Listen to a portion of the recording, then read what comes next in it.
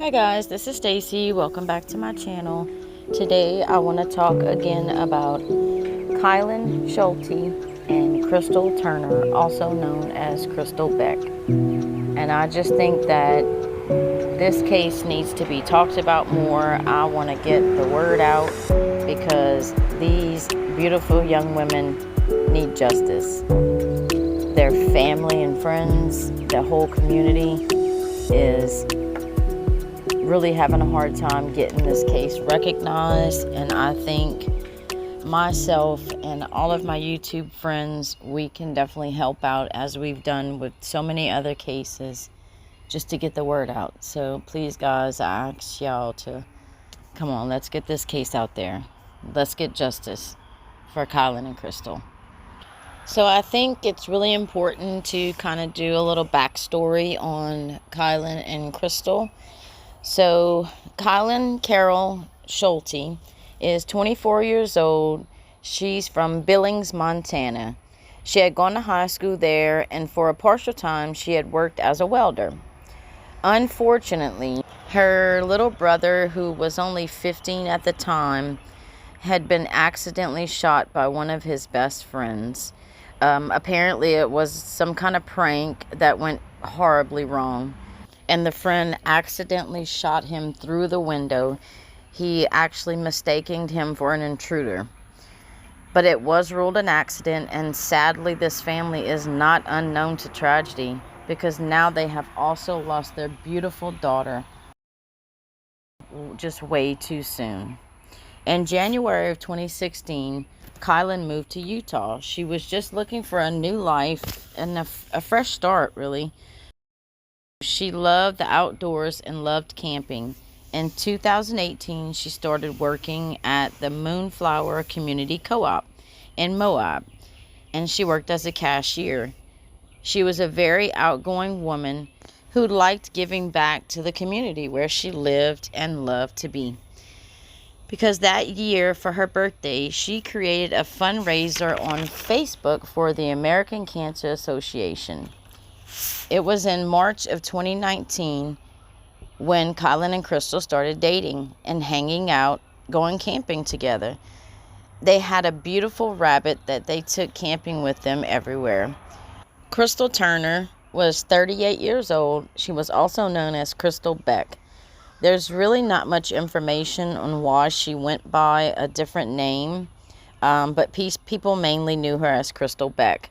Crystal was from Hot Springs, Arkansas, and she was a bit older than Kylen, but they made a great couple, and family talked about how in love the two were. They both loved the outdoors and had a lot in common, and according to friends and family, they just had an instant connection and fell in love. In November of 2019, they purchased their first van together, and they made it into a camper to travel and explore the outdoors together. This was something they enjoyed, and it was in their budget. So really, it was a win-win situation. In April of this year, the loving couple got married, and sadly, they had only been married a few months before this terrible tragedy occurred. At one of their campsites in the South Mesa area of the LaSalle Loop Road, in an area around Moab. Their campsite was roughly 150 yards from the paved road. Before this tragedy occurred, the women had told some friends there was a creepy guy camping very close to them, and he was making them feel really uncomfortable. And the night before, at a local tavern, they actually told friends about the creepy guy and that they were going to pack up and go find another campsite because they just didn't feel safe. I really wish they could have just gotten out of there in time, but I honestly feel that this person may have been stalking them and following them no matter where they went. And now we'll get back to how this horrible tragedy occurred. So on August 12th, Kylen worked her last shift at the Moonflower Co-op from 7:30 a.m. to 2 o'clock p.m. On the night of August 12th, Kylen and Crystal were thought to be tenting in the LaSalle Mountains instead of staying in their van that night. They hung out with some friends at Woody's Tavern on August 13th, which was on surveillance. During the visit, they told friends there was a creepy guy near their campsite and that they needed to move spots. They said he was making them feel really uncomfortable, but they really gave no other information on the creeper. The girls left Woody's Tavern between 8:30 and 9:30 that night, but they didn't go straight back to the campsite. It was later determined that they went to a friend's house until around 11:30 p.m. that night. So this puts them not getting back to the campsite until roughly midnight. And it is believed now that is why they did not move spots, because it just really didn't make sense to move in the middle of the night. On August 15th, Crystal, who worked at McDonald's, did not call or go into work that day. And then again on August 16th, Crystal still did not show up for work. On this day also, the girls were reported missing, but it was only filed as an attempt to locate, as people would say the girls were very tough and they seemed to be able to handle themselves. But that was just not the case. And by August 17th, Kylen was scheduled to work at the Moonflower Co-op, and she also did not show up to work and did not call in. So on that day of August 17th, Kylen's father pushed the police to file a report and file it as a missing persons case, because this was completely out of both women's character, just to not show up for work, not call in, not contact family or return their phone calls or text. And they knew then this was not just an attempt to locate. They knew the girls were missing. On August 18th, Kylen's aunt starts a Facebook group. Kylen's father, Sean Paul, made a post and he was begging Moab for help in finding his girls. On August 18th, Cindy Sue, a friend of the family, sees the post and she reaches out to Sean Paul and offers to help in any way she could. She goes out to search for the girls. She stated in an interview with the Pascal Show, which I'll link down below, and please go check that out. I want you to watch the full interview. But she states that she was unable to climb or get around like she used to in her younger days, but she was going to do whatever it took to go out and try to find Kylen and Crystal. She said she was going to go and search until she ran out of gas or until it got dark. So she confirmed with the family the last vehicle that the girls were driving, which was the silver Kia. Cindy Sue packs up some supplies, fills her tank full of gas, and heads out to find the girls. She had been searching for roughly 5 hours when she spotted from the corner of her eye on the main road a silver object. So she turns around to go back to that location. At that point, she thought it was other campers, and she was going to go show the picture of Kylen and Crystal and ask if they had seen anyone. And she realizes it's the girls' Kia. And that's when she calls Sean Paul. And while on the phone with him, she approaches the vehicle, and unfortunately, she finds the body of Kylen. Now, just a side note, Cindy Sue did add that all the years that she has been living in Moab, her phone never works in the mountains, but miraculously, that day, it worked. And in my opinion, that was a higher power working that day. So at that point, Sean Paul tells her to immediately get back into her car and lock the door to wait for police to get there. Cindy Sue explains that she actually waited for a while, and Sean Paul is asking her, like, why are the police not there yet? If they're out searching for the girls, they should be to you by now. And Cindy tells him because obviously they are not up here, because if they were here, they would have been to the scene by now. She says it was roughly over an hour before police showed up to the scene of the crime. It was later stated that the police searched for possibly less than 24 hours for these girls.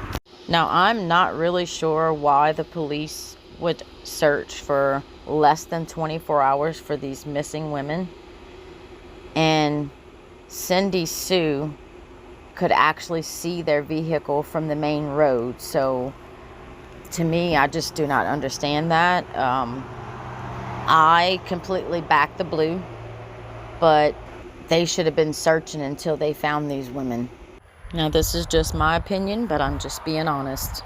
And also, very important to mention, there was a wedding on the weekend when this tragedy occurred. There were 100+ guests. Sean Paul spoke with the father of the bride, who got a spreadsheet together with all the information on the guests and where they stayed during that weekend. It's unknown if authorities ever got that information from the father of the bride, and if they even questioned any of the guests. Cindy Sue stated that while at the crime scene, she could see the building of Whispering Oaks where the wedding took place, and she could see the window, and also stated that someone could have possibly snapped a picture from that window, which overlooked the girls' campsite, because it's a very spectacular view, and they could have a picture of the vehicle that they're looking for. And Sean Paul has made posts about this. He says that the car is the clue. And I mean, it really is, in my opinion as well. So I truly hope authorities have looked into this wedding party, have contacted some of these people, have gotten photos from them or had them look at their photos. Now, on September 4th, Kylen's dad arrives back in Moab. He immediately sets up a clue booth in Swanee Park, which is a very special place because that's where Kylen and Crystal used to meet to hang out and visit. He starts to collect tips from people in the community. He is there almost every single day, just collecting tips from people around the area. This father is just taking it into his own hands, and he's doing whatever he can to find out who did this to his girls. Then on September 8th, there was a press release, and it was stated by the authorities they had obtained a search warrant to search the girls' Ecoline van. The search warrant also included how the bodies were found, and that's the only way the family had found out the actual details of their deaths. I won't go into specific details, but it is public knowledge on the manner in which Kylen and Crystal were found. I will say both women sustained multiple gunshot wounds located on their backs, sides, and chest. Now keep in mind, these women were reported missing on August 16th, and again, police searched for roughly less than 24 hours. And a family friend actually had to go out and search for the girls and located them only 150 yards from the main road. Now on September 11th, Gabby Petito is reported missing, and people start to wonder, are these cases related? So on September 16th, the Grand County Sheriff's Office issues a press release that they are exploring the coincidences between the two cases.